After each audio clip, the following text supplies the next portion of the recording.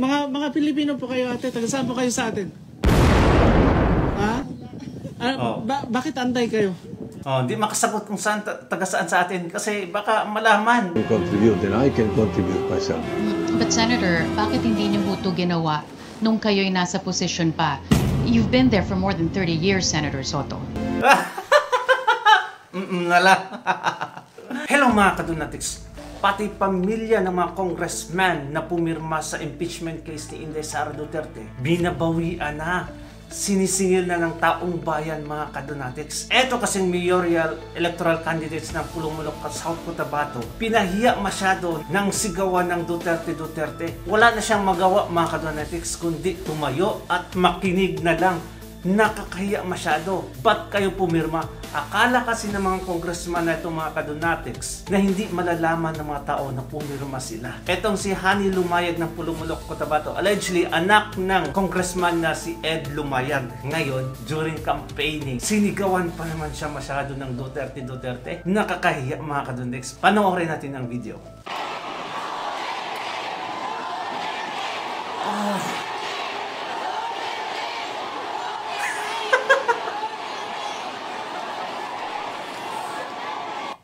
Isa pa.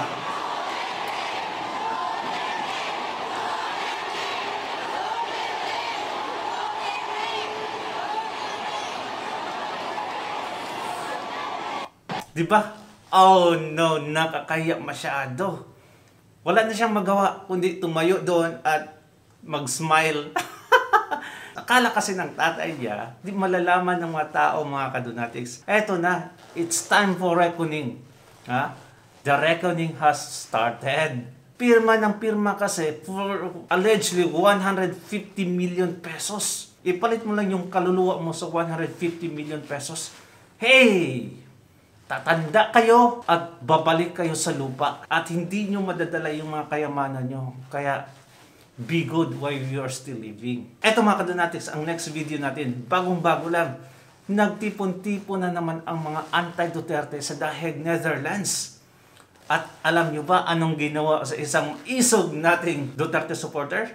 Haha, eto. Pinagtabuyan niya ang isang grupo na hindi man lang siguro umabot ng 20. Yan, kadami ng mga anti-Duterte. Hindi nila alam na 80% or more nakasuporta sa mga Duterte. Kaya ito, mahihirapan talaga silang mag-recruit unless there's a big amount of money involved.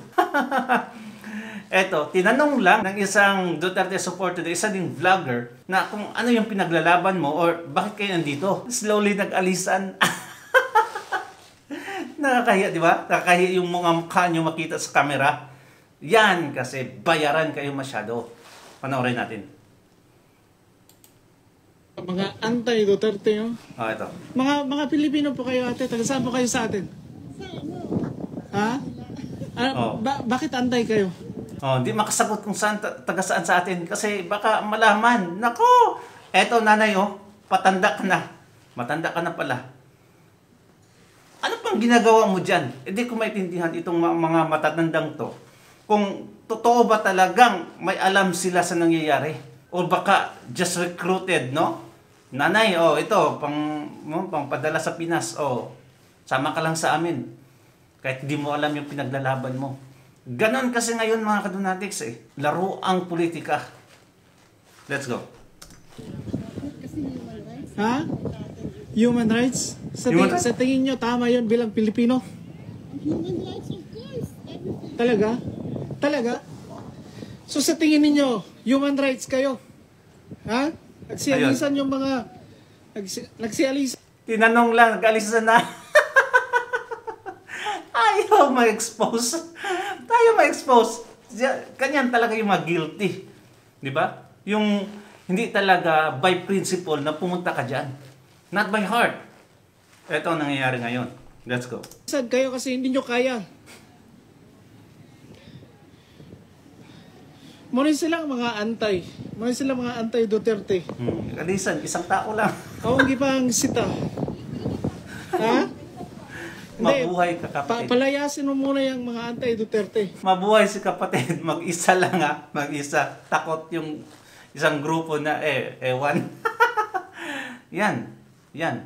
Sige. manatili kayo dyan, mga walang hiya. Ewan ko ba, halos 90% na OFW ay nakasuporta sa mga Duterte. Eh kung OFWs itong mga to, nakakahiya to sa mga kasamahan nila. For sure, mga kasamahan nila sa trabaho, or somewhere else, mga kadonatics, ano yung ginagawa nila sa grupo, for sure, majority sa kanila is nakasuporta sa mga Duterte.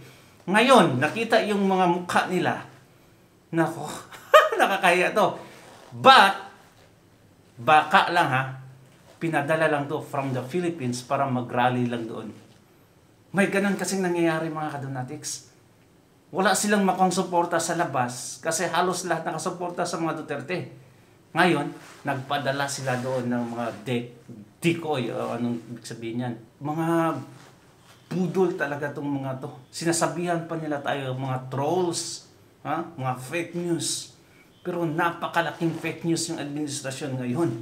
Yan yung di nila ma-realize. Ngayon, itong next video, mga kadonatics, Tito Sotto, running for senator, may bagong interview. At grabe, believe ako sa reporter na to, sa journalist na to, the way siya magtanong. Napaka-direct talaga, straight to the heart.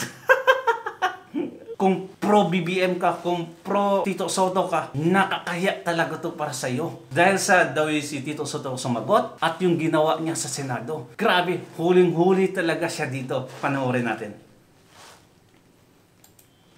Usap ko kayo bilang kandidato sa pagka-senador. Dati po, nung huli tayong nag-usap, pagka-kandidato po sa pagka-vice-presidente. So ang tanong, Senator Sotto, bakit kayo tumatakbo ulit? Bakit kayo na naman? Wala na bang iba? First hit, wala na bang iba? First hit pa lang yun ha. Next. Well, marami naman pwedeng pagpilian yung mga kababayan natin, ano? Pero yung sa akin kasi, kung hindi man kami naging matagumpay ni Senator Lacson, sapagkat meron kami mga gustong i-contribute noon, ito pagkakataon na hindi kayo nanalo sa 2022 election, kayo ni Lacson. Kasi wala kayong kwenta, wala namang nagawa itong mga to. Puro dada lang. Under alyansa pa naman.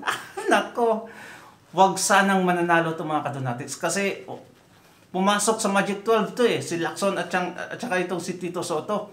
Kaya please, vote straight talaga tayo, +2 kung sino yung gusto nyo. Pero mas okay yung inendorso ng mga Duterte. Para alam naman natin na they will vote against the impeachment.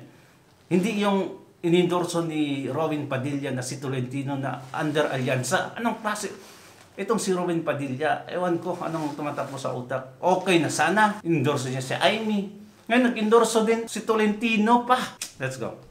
i-contribute namin uli ito, yung aming experience, yung aming expertise, not only in parliamentary rules and procedures, kung hindi sa paggagawa ng batas.